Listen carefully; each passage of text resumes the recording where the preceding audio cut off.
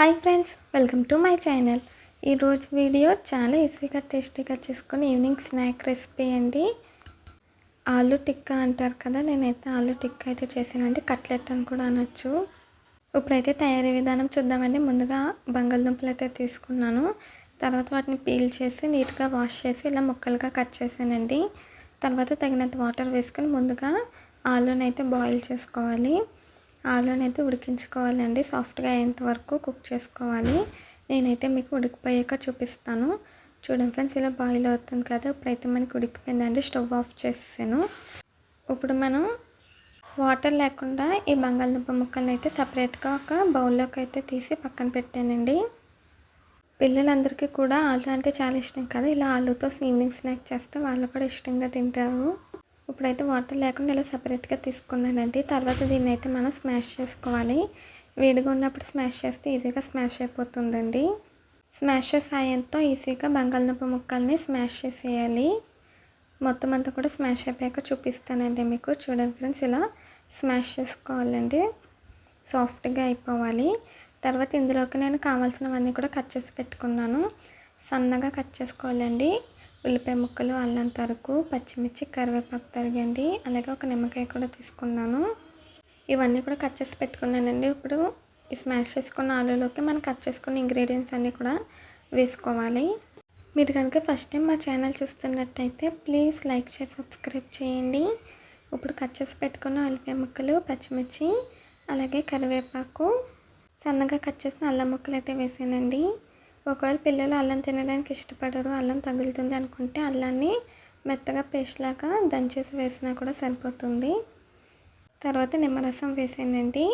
ఇప్పుడు ఇందులో రుచికి సరిపడా ఉప్పు, అలాగే కొద్దిగా పసుపు, తగినంత కారం వేసుకోవాలి. అలాగే కొంచెం గరం మసాలా పొడి వేసానండి. ఈ బంగాళదుంప మిశ్రమానికి సరిపడగా వేసుకోవాలి. ఇవన్నీ కూడా వేసేసి బాగా కలుపుకోవాలండి. పసుపు చాలా తక్కువ వేసుకోవాలి, చిటికెడు వేసానండి.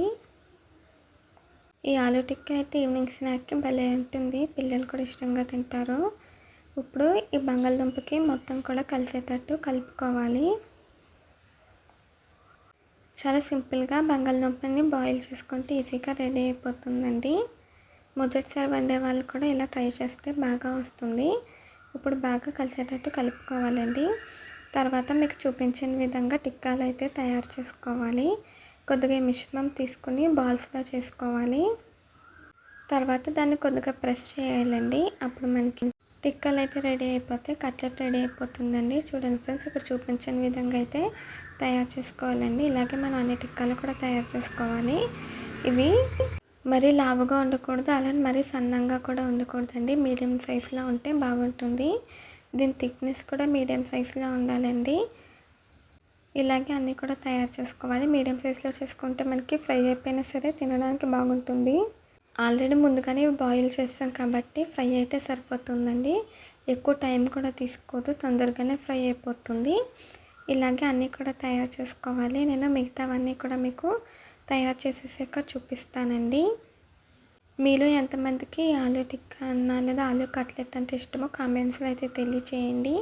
ఇలా ఇంట్లోనే చేసుకోవడం వల్ల హెల్తీగా ఉంటుంది, అలాగే టేస్టీగా కూడా ఉంటుందండి. చూడండి ఫ్రెండ్స్, ఇప్పుడైతే నేను మొత్తం కూడా తయారు చేసేసాను. ఇప్పుడైతే ప్యాన్ పెట్టానండి.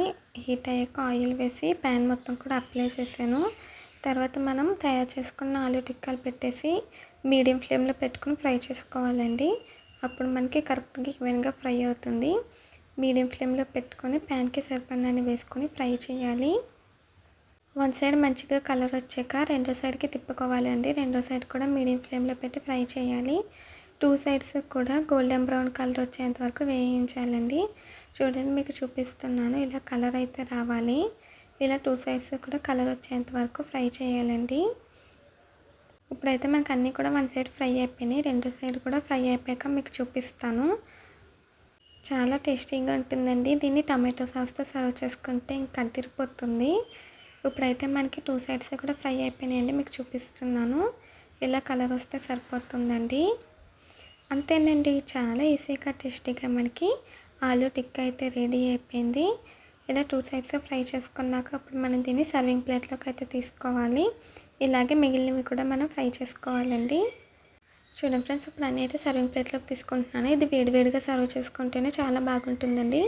చల్లారిపోతే మనకి అంతగా టేస్టీగా అనిపించదు. వేడిగా సర్వ్ చేసుకుంటే సూపర్గా ఉంటుంది. టమాటో సాస్తో సర్వ్ చేసుకుంటే ఇంకా అదిరిపోతుందండి. ఈ వీడియో నచ్చిందండి. నచ్చితే మీరు ట్రై చేస్తే ఎలా వచ్చిందో కామెంట్స్లో తెలియచేయండి. ఈ వీడియో నచ్చితే ప్లీజ్ లైక్ చేయండి, షేర్ చేయండి, సబ్స్క్రైబ్ చేయండి, కామెంట్ చేయండి. మళ్ళీ కొత్త వీడియోతో కొత్త రెసిపీతో కలుద్దాం. Bye friends.